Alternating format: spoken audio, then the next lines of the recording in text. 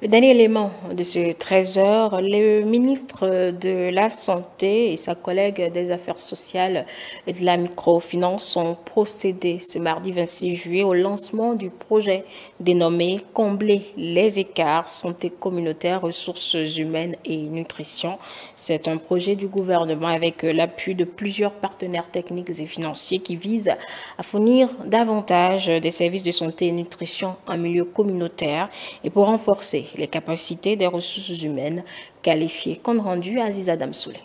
Face aux nombreux défis du système de santé et afin d'accompagner les efforts du gouvernement pour améliorer la prestation des services de santé en vue d'une couverture universelle pour la population d'ici 2025, il était impérieux de mettre en place un mécanisme innovant pour rapprocher les soins de santé de qualité des populations. Le lancement officiel ce mardi du projet dénommé Combler les écarts, santé communautaire, ressources humaines et nutrition a été conçu pour compléter les agendas des stratégies communautaires de santé et de nutrition et pour renforcer les capacités en ressources humaines qualifiées. D'un coût global estimé à plus de 30 milliards de francs CFA, ce projet est financé par la Banque islamique de développement avec un don de la Fondation Bill et Melinda Gates et une contribution du gouvernement du Bénin. Il sera mis en œuvre pendant 5 ans et va impacter environ 525 000 ménages dans les communautés rurales. Concrètement, il va consister à fournir des soins de santé communautaire à travers le recrutement et le déploiement d'agents de santé communautaire et de personnel de santé qualifié dans les ménages, renforcer la fourniture de services de nutrition aux communautés urbaines pauvres avec un accent particulier aux enfants,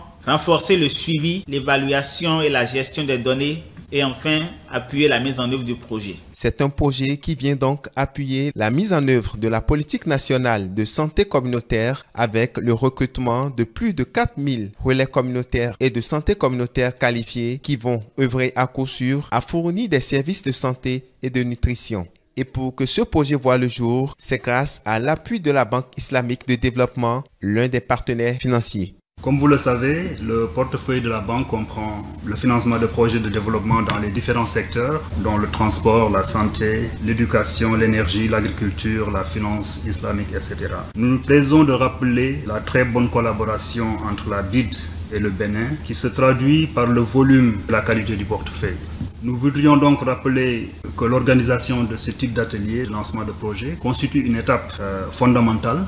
pour l'amélioration de la qualité de la mise en œuvre. Il s'agit en effet de permettre à tous les acteurs des projets de s'approprier les procédures et outils de la Banque islamique de développement en matière de